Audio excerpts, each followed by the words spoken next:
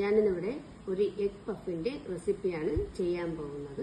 അതിനായിട്ട് ഞാനിവിടെ ഒരു 4 മുട്ട എടുത്ത് പുഴുങ്ങി രണ്ടായിട്ട് കട്ട് ചെയ്ത് വെച്ചിട്ടുണ്ട്. ഇത് എങ്ങനെയാണ് ചെയ്യുന്നതെന്ന് നമുക്കൊന്ന് കണ്ടു നോക്കാം. അതിനായിട്ട് ഞാനിവിടെ ഒരു പാൻ അടുപ്പിൽ വെച്ചിട്ടുണ്ട്. പാൻ ചൂടാകുന്നവരെ നമുക്കൊന്ന് വെയിറ്റ് ചെയ്യാം. പാൻ ചൂടായിട്ടുണ്ട്. അതിലേക്ക് നമുക്ക് കുറച്ച് എണ്ണ ഒഴിച്ചു കൊടുക്കാം. എണ്ണ ചൂടായിട്ടുണ്ട്. ഇനി നമുക്ക് അതിലേക്ക് കുറച്ച് മഞ്ഞൾപ്പൊടി ഇട്ട് കൊടുക്കാം. ഇതിലേക്ക് നമുക്ക് കുറച്ച് കുരുമുളക് പൊടി ഇട്ട് കൊടുക്കാം. ഇതിലേക്ക് നമുക്ക് ആവശ്യത്തിന് കുറച്ച് ഉപ്പ് കൂടെ ഇട്ട് കൊടുക്കാം. ഇതെല്ലാം കൂടെ നന്നായിട്ട് തന്നെ നമുക്കൊന്ന് മിക്സ് ചെയ്തെടുക്കാം.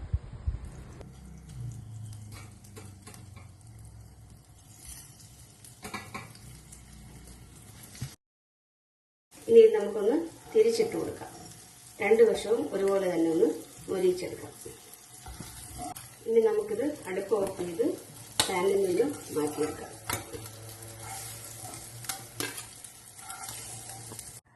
മുട്ട ഫ്രൈ ചെയ്തെടുത്ത് അതേ പാനിൽ തന്നെ കുറച്ചുകൂടെ ഓയിൽ ഒഴിച്ച് നമുക്കൊന്ന് ബാക്കിയുള്ള ചേരുവകളൊന്ന് വഴറ്റിയെടുക്കാം. നമുക്കിതിലേക്ക് 4 സവാള കട്ട് ചെയ്ത് വെച്ചിട്ടുണ്ട്. അതിട്ട് കൊടുക്കാം.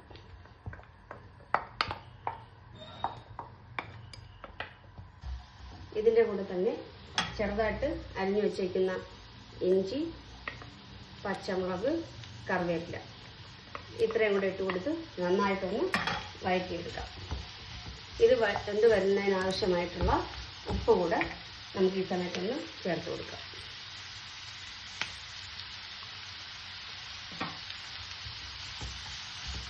ഇത് നന്നായിട്ട് കുഴഞ്ഞു വരേണ്ട കാര്യമില്ല. ചെറുതായിട്ടൊന്ന് വഴന്ന് വന്നാൽ മാത്രം മതിയാവും. നമുക്കിതിലേക്ക് ആവശ്യമായിട്ടുള്ള മസാലപ്പൊടികൾ ചേർത്ത് കൊടുക്കാം. അതിന് ഒരു 1/4 ടീസ്പൂൺ മഞ്ഞൾപ്പൊടി, ഒരു 2 ടീസ്പൂൺ മല്ലിപ്പൊടി, ഒരു 1/2 ടീസ്പൂൺ കുരുമുളക് പൊടി, 1 ടീസ്പൂൺ ചിക്കൻ മസാല, ഒരു 3/4 ടീസ്പൂൺ വലിയ ജീരകം വറുത്ത് പൊടിച്ചത്, 1/2 ടീസ്പൂൺ ഗരം മസാല. ഇത്രയും കൂടെ നന്നായിട്ടൊന്ന് മിക്സ് ചെയ്യാം. മസാല ഇവിടെ റെഡിയായി വന്നിട്ടുണ്ട്. ഇനി നമുക്ക് അടുപ്പ് ഓഫ് ചെയ്ത് ഇത് ഇറക്കി വയ്ക്കാം.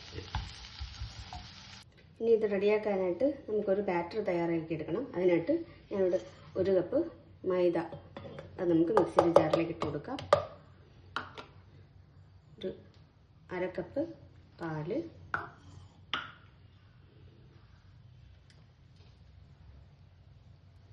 കുറച്ച് ഓയിൽ, ആവശ്യത്തിന് ഉപ്പ്,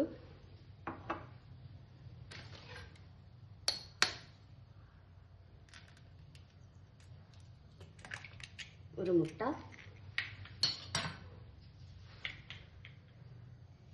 കുറച്ച് വെള്ളം. ഇത്രയാണ് വേണ്ടത്. ഇതെല്ലാം കൂടെ നമുക്ക് മിക്സിയിലിട്ട് ഒന്ന് കറക്കിയെടുക്കാം.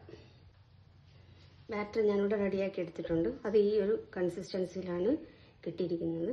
ഇനി നമുക്ക് ഇത് ശകലം കൂടെ ഒന്ന് ലൂസാക്കാനായിട്ട് കുറച്ചുകൂടെ വെള്ളം ചേർത്ത് കൊടുക്കാം.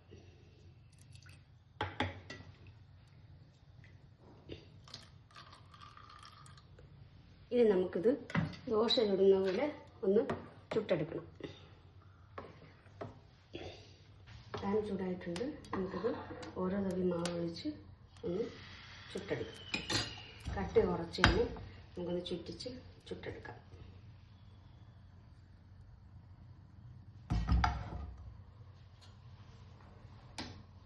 ഇനി നമുക്കിതൊന്ന് മറച്ചിട്ട് കൊടുക്കാം. 2 വശം ഒരുപോലെ തന്നെ വേവിച്ചെടുക്കാം.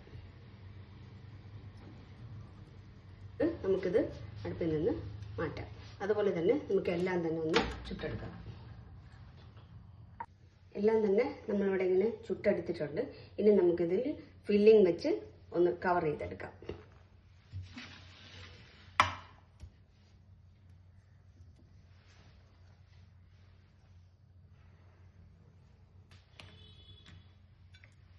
നമ്മൾ ഉണ്ടാക്കി വെച്ചിരിക്കുന്ന ഫില്ലിംഗ് ആദ്യം ഇതിൻ്റെ നടുവിലായിട്ട് വെച്ച്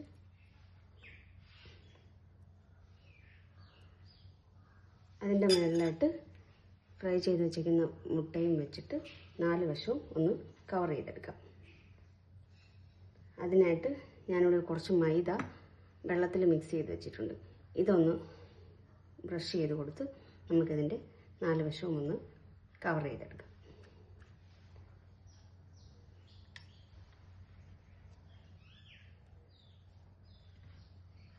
ഇങ്ങനെ തന്നെ എല്ലാം നമുക്കൊന്ന് ചെയ്തെടുക്കാം.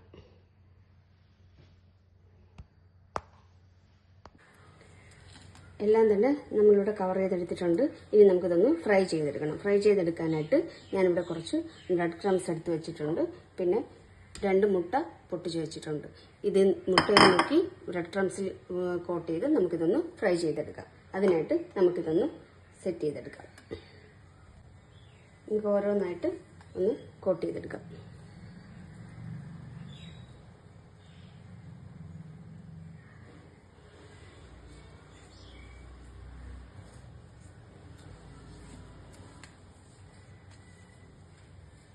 എല്ലാം തന്നെ നമ്മളിവിടെ കോട്ട് ചെയ്തെടുത്തിട്ടുണ്ട്. ഇനി നമുക്കിതൊന്ന് ഫ്രൈ ചെയ്തെടുക്കാം. ഫ്രൈ ചെയ്യാനായിട്ട് നമ്മളൊരു പാൻ അടുപ്പ് വെച്ചിട്ടുണ്ട്. അതിലേക്ക് നമുക്ക് കുറച്ച് ഓയിൽ ഒഴിച്ചു കൊടുക്കാം. ചൂടായിട്ടുണ്ട്. നമുക്കിത് ഓരോന്നാക്കി എണ്ണയിലേക്ക് ഇട്ട് കൊടുക്കാം.